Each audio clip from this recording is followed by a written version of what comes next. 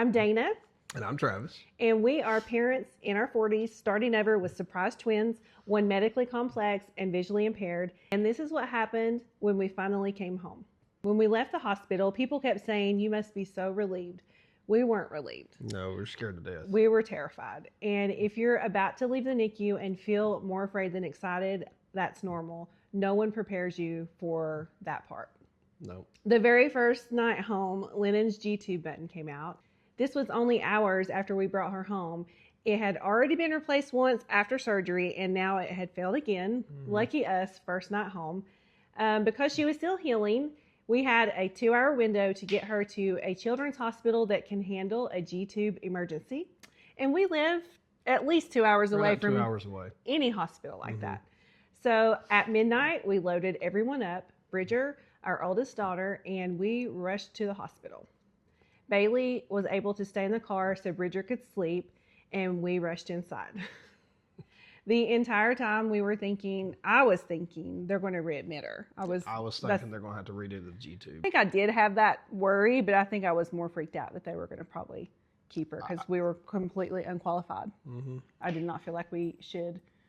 I didn't feel like we could handle anything that was coming. I didn't think that we were qualified for anything that was related to this child. She was so scary. Every little thing we had to be trained for. Every little sound we were jumping. Yeah, but they had to give us special trainings before we even left the NICU. If they can't get it popped back in and do everything they need to do to check it, then they would have to take her back and do the surgery all over again. That was a big scare for us. They did a special x-ray to make sure they got the button placed correctly, and then they let us go home. How are we supposed to do this? What's going to be next? Yeah, so basically the next 2 years were just survival mode. 3-hour drives to specialists every few weeks, 50-foot oxygen tubing running through our house, daily medications through her G-tube, supplies everywhere, constant monitoring, constant worry. We were just surviving. We were not thriving at all. No.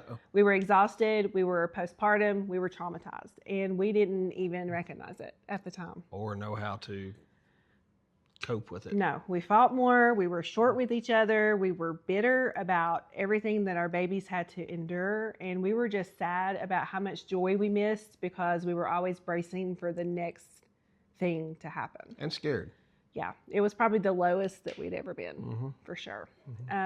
Unfortunately, our older kids had to watch their parents try to hold everything together. And none of us knew really how to handle anything during all of that. And I want to say clearly, if you have access to support, use it. Don't wait until you're drowning. Don't do it on your own. No.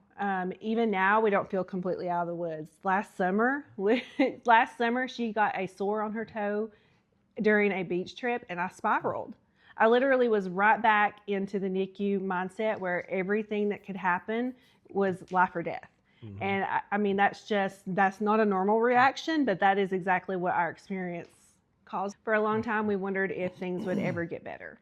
And slowly we started connecting again. We started working on the barn, caring for the animals, UTV rides around our mountain, hard conversations, fresh air, owning where we were instead of pretending we were just fine.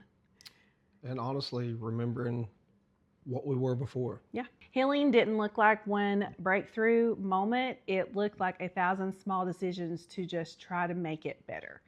So we started traveling again, taking the babies everywhere we went, letting them experience new places, seeing the world through their eyes. It reminded us that life wasn't just appointments and alarms. It reminded us that we were still allowed to experience joy.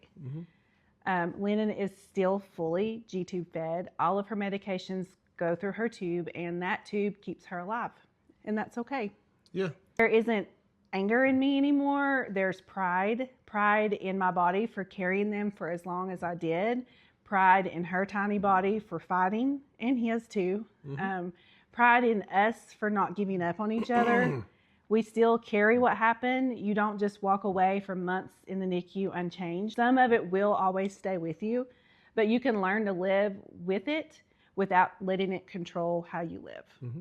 And that's why we're sharing this now, because if you're sitting in a NICU room or if you're home and it still feels very hard, you're not alone.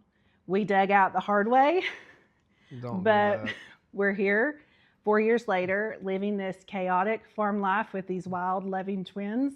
And they may not be keeping us young physically, but they absolutely do in our hearts.